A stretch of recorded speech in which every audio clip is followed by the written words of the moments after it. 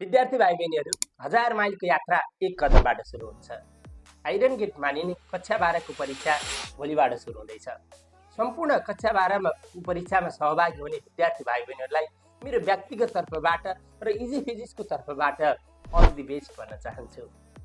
सँगै तिमीले चितित पारी देखेका ती सपनाहरू, तिमीसँगै तिम्रा बाबा मम्मीले देख्नुभएका ती सपनाहरू आकार दिनको लागि तिमी भोलिबाट उद्यत र स्टेपिङ स्टोन हुँदैछौ। तिमी आफ्नै परिश्रमलाई विश्वास गर्नु र आफूलाई विश्वास गर्नु जरुरी छ। जसरी प्रकाशको गति सँगै हावाको चाल, जसरी हिमालको अटलता जस्तै नदीको शान्त प्रवाह जसरी तिमीमा आफैमा केही न केही खुबी छ, त्यो पहिचान गरी अघि बढ्नु छ। तिमीले जीवनमा धेरै परीक्षाहरू दिइसक्यौ, त्यो परीक्षाको लिस्टमा एउटा अङ्क बढ्ने नै हो। एक्जाममा त्यो फोबिया, डर र त्रास लिनु जरुरी छैन। तिमीले मुख्य कुरा के कुरामा ध्यान दिनुपर्छ त?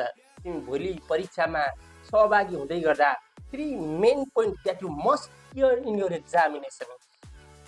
पहिलो त के होला? Time management. टाइमको उचित म्यानेजमेन्ट गर्नु जरुरी छ।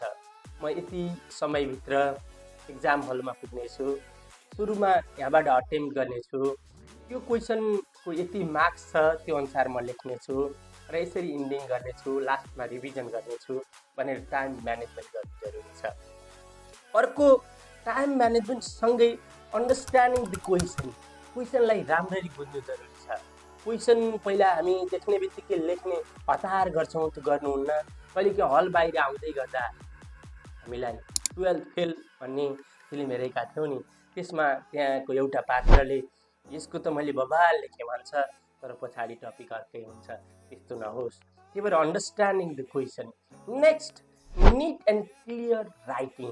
हामी ह्यान्ड रिटन एक्जाम दिँदैछौँ, तर तिम्रो ह्यान्ड राइटिङ र तिम्रो प्रेजेन्टेसनले तिम्रो कपी र तिमीले प्राप्त गर्ने मार्क्समा धेरै ठुलो रोल प्ले गरिरहेको हुन्छ।